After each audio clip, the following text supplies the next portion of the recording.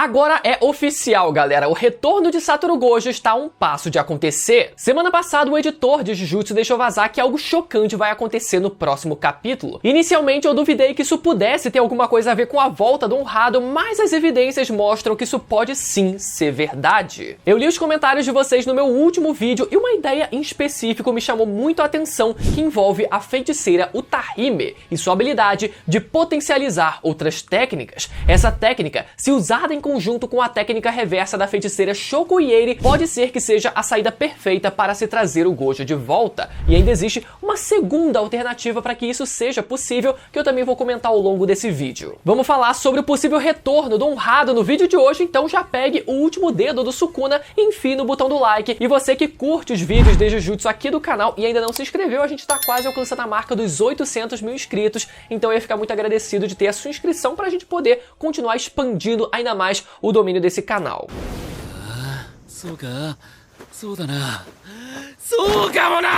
Bom, tivemos então o comentário do editor de Jujutsu que foi pego com as calças arriadas durante uma entrevista enquanto editava o mangá, e o programa precisou censurar a tela do computador para que nada fosse vazado antes da hora. Mas isso não impediu o próprio editor de vazar que algo chocante aconteceria nos próximos 2 capítulos. Agora, um capítulo já se passou e resta a gente tentar prever o que deve acontecer de tão chocante, de tão louco assim, já no próximo capítulo. E somado às expectativas criadas por esse editor, os acontecimentos do próprio capítulo 248, o capítulo anterior, levantaram ainda mais as expectativas na volta do Honrado, como nunca tinha acontecido desde a sua morte. A então aceitação de que Satoru Gojo havia realmente morrido para sempre foi transformada em esperança com apenas um capítulo, e pode ser que o autor esteja preparando o terreno para uma reviravolta como essa. Mas por que de repente essa esperança toda na volta do Gojo? Vamos falar sobre isso. Recapitulando então, no capítulo 248 tivemos a revelação de que o cadáver de Satoru Gojo havia desaparecido e sido teleportado através da técnica de teletransporte do irmão mais novo da Mei Mei. Sukuna teoriza que os feiticeiros estão transportando os feiticeiros para a Shoko Ieri curá-los através de técnica amaldiçoada reversa,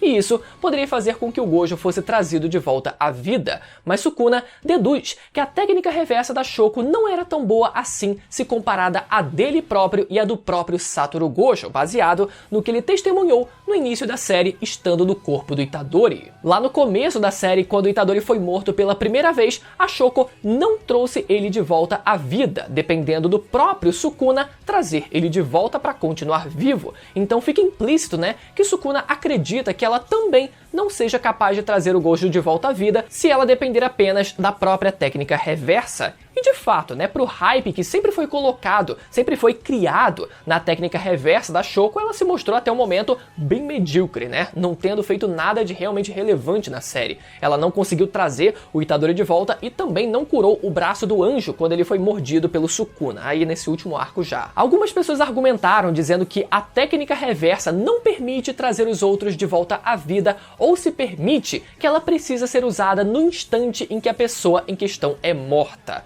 Não é bem verdade, né? Vamos analisar isso com calma. Primeiro, que a técnica reversa, além de curar ferimentos, ela consegue sim trazer pessoas de volta à vida. Vimos isso com o Itadori tendo o seu coração arrancado e depois sendo revivido com técnica reversa pelo próprio Sukuna. E depois vimos o Itadori ser morto novamente pelo Yuta, que disse ter usado técnica reversa logo depois dele ter sido morto. Então temos aqui 2 casos onde o Itadori é trazido de volta à vida, sendo que um desses casos não aconteceu logo depois dele ser morto. Na primeira vez em que o Itadori é morto, é totalmente cabível de se imaginar que tenham se passado várias e várias horas desde o ocorrido naquela penitenciária até o momento em que ele foi trazido de volta e regenerado, né, e recuperado lá no necrotério. Até pode ser que exista um limite de tempo para se trazer um corpo de volta à vida com técnica reversa, mas isso nunca foi dito na obra, né? Talvez o único indício disso é que o Yuta não chegou a regenerar o braço do Inumaki após Shibuya.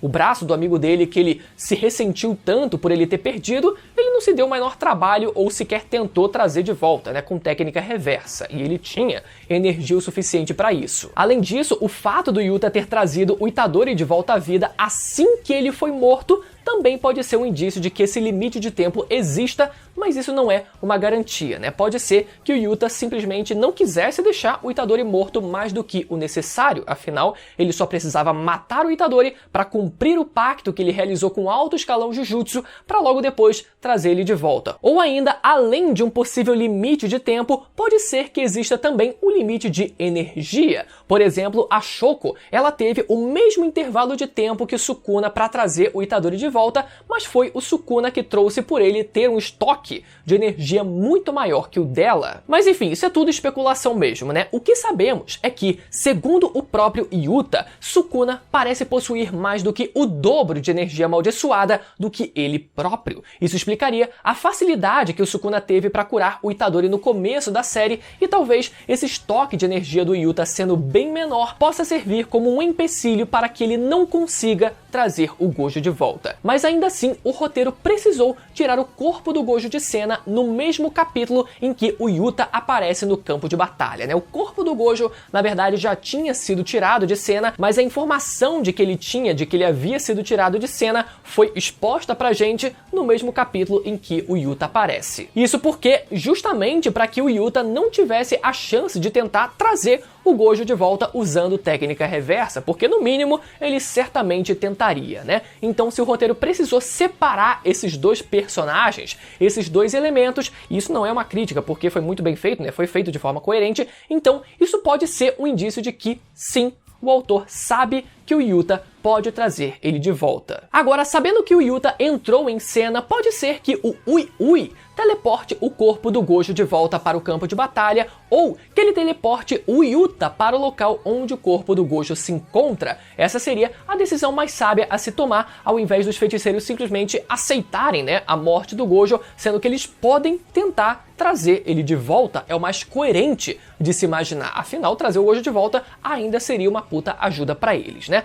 Caso o corpo do Gojo seja trazido de volta para o campo de batalha, eu não duvidaria que o Kenjaku tentasse possuir o corpo dele, né? Tudo bem que ele foi decapitado pelo Yuta e não vimos o que aconteceu logo em seguida, mas caso o Yuta tenha levado o cérebro do Kenjaku com ele ainda vivo, ou o cérebro tenha conseguido fugir de alguma forma do Yuta e também vá para o campo de batalha ali, né, contra o Sukuna, essa seria a oportunidade do Kenjaku tentar migrar para o corpo do Gojo, né? O autor, ele até já havia dito em Databook que o Kenjaku poderia possuir o corpo do Gojo, mas que o problema era conseguir matar ele primeiro, né? E agora que o Gojo tá morto, metade do serviço já foi feito. Ou pode ser que o Yuta realmente tenha conseguido matar o cérebro do Kenjaku e ele tenha morrido daquela forma totalmente anticlimática, né? E nada disso chegue a acontecer, já que o Yuta prometeu realmente que iria matar o Kenjaku, então ele, no mínimo, tentou fazer isso, né? E de certa forma, eu até confesso que faria um pouco de sentido, porque a gente já teve uma grande batalha épica envolvendo o Kenjaku, que foi contra a Yuki e o Choso, antes desse arco final, né? Onde o Kenjaku realmente lutou com tudo de si. Então, de certa forma, a gente não teria muito mais o que ver do Kenjaku em batalha, pelo menos nesse corpo do Suguru Geto, né? E por isso, esse final anticlimático dele faria certo sentido. Mas, ainda assim, se esse for o caso, eu ainda vou ficar muito decepcionado, mas tudo indica que a grande participação do Kenjaku nessa reta final realmente acabou no momento em que ele foi decapitado e disse que alguém iria herdar a sua vontade, e esse alguém se provou ser o Sukuna no último capítulo, né? Ainda pode ser também que, apesar da grande participação do Kenjaku tenha se encerrado, que ele, na sua forma de cérebro ambulante, ainda esteja vivo e ele consiga pelo menos testemunhar a grande assimilação da humanidade com Tengen, já que o seu sonho era ver o resultado desse experimento, né? O entretenimento de ver esse espetáculo na sua frente. Seria uma forma da gente ter aquele velho clichê do vilão já derrotado, tendo aquele momento de glória e contemplando, né, e comemorando que o plano dele deu certo, mesmo que ele já tenha sido derrotado. Mas como o destino do Kenjaku e do Yuta é incerto ainda, vamos então voltar para a primeira possibilidade de trazer o Gojo de volta, que seria através da Shoko e da Utahime. Por mais que o Sukuna tenha praticamente descartado a possibilidade da Shoko conseguir trazer o Gojo de volta, ele pode ter cometido o erro de não considerar a contribuição da Utahime nessa equação. Para quem não lembra, a técnica inata da Utahime amplifica temporariamente a energia energia amaldiçoada de qualquer feiticeiro dentro do seu alcance, incluindo a própria Utahime. Ao ativar a sua técnica da área solo proibida, cria-se uma zona ao redor do usuário que aumenta a sua própria capacidade de energia amaldiçoada, assim como a de qualquer outro feiticeiro dentro do seu alcance. Explicando para vocês, a técnica ainda pode ser elevada usando encantamentos, sinais de mão, dança e música, e ao incluir todas essas etapas, a eficácia da técnica pode ser aumentada para 120%. Quando isso foi feito no início da batalha do Gojo contra o Sukuna, somado à conjuração verbal feita pelo próprio Satoru Gojo para amplificar o seu poder, isso fez com que ele disparasse o vazio roxo com 200% de potência. Ou seja, se a Shoko não possui energia o suficiente e a Utahime pode amplificar a energia de um feiticeiro, essa seria uma combinação perfeita para potencializar a técnica reversa da Shoko e dar algum feito decente, né, para ela na obra. E ainda seria uma combinação mais do que perfeita, já que a Shoko foi uma colega de classe, né, colega de escola do Gojo, enquanto a Utahime sempre foi aquele par romântico do Gojo, né, pelo menos era para ser duas mulheres com envolvimento direto com ele, se unindo para trazer ele de volta. Muito bonito e muito poético. E agora a pergunta que fica é, por que então o Sukuna não considerou a Utahime nessa equação? Talvez porque o Sukuna não viu a Utahime usar a sua técnica para amplificar a técnica do Gojo. Isso porque, quando esse ritual foi feito lá no começo da batalha, Gojo pediu para que o seu assistente Idichi erguesse uma barreira ao redor deles para que o Sukuna não pudesse ver ou sequer mensurar a quantidade de energia que estava sendo produzida ali e que ia seguir em direção ao Sukuna, né, diminuindo o tempo de reação dele. A barreira só foi desfeita no instante em que o Gojo estava para liberar o seu vazio roxo. Então o Sukuna nem sequer deve ter tido noção de que a Utahime amplificou a técnica do Gojo naquele momento, e por isso ele não considerou que ela ainda pudesse amplificar a técnica reversa da Shoko para reviver o Gojo. Conclusão então, galera, o que eu acho que pode acontecer é que essa combinação de poderes da Shoko e da Utahime realmente aconteça, mas que ainda assim não seja o suficiente para trazer o Gojo de volta, seja pela Shoko ainda assim não possuir energia suficiente para isso, seja pelo dano do Gojo, que foi muito grave, ou pelo tempo que se passou, alguma desculpa dessas, né? Nisso, com o plano, com essa primeira possibilidade alternativa dando errado, os feiticeiros precisariam teleportar o corpo do Gojo para o Yuta, ou o contrário, teleportar o Yuta para o corpo do Gojo. Mas aí